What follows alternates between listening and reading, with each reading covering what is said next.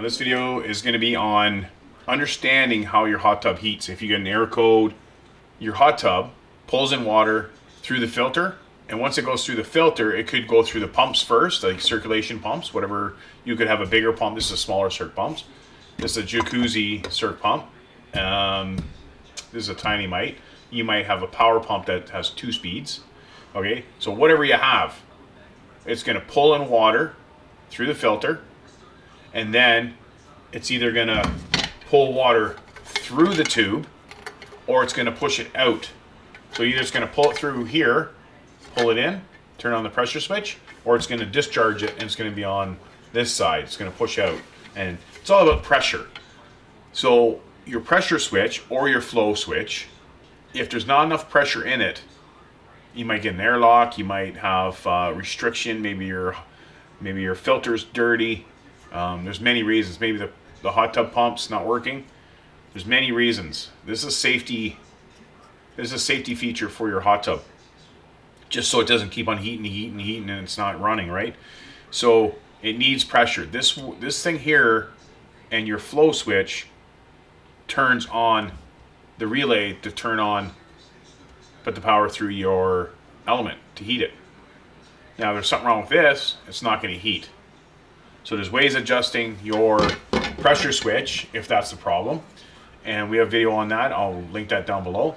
But you got to make sure that you know this is what it is. There's so many different ways of testing. There's so many videos out there, but you got to know what you're looking for. So I'm trying to make people understand how it works.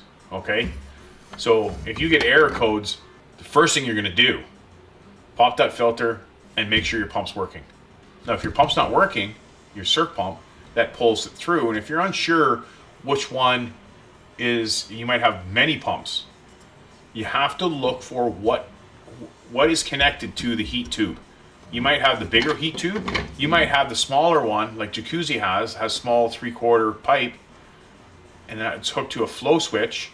You got to follow that, whatever tube they have. Now it might not look like this, but you have a general idea. Some of them are encased like a plastic casing on it, but it's kind of circular. Just find out what's connected to this, okay? So whatever circ pump it is, okay? Then you have to connect all the dots. So if your pump's not working and you got an error code, why is this pump not working? Okay, you got to figure that out. Could be a fuse, could be the board, could be other issues. So you got to narrow it down to where the problem is. It could also be the pump's crapped out. It could be the capacitor that's on the pump, if it has a capacitor. Just could be just a burned out pump. So you got to figure that out. You got to test everything. Now we have videos on our channel that might help you out. You just have to go through and check it. I'll put some of them down below that might help you out to try to figure it out.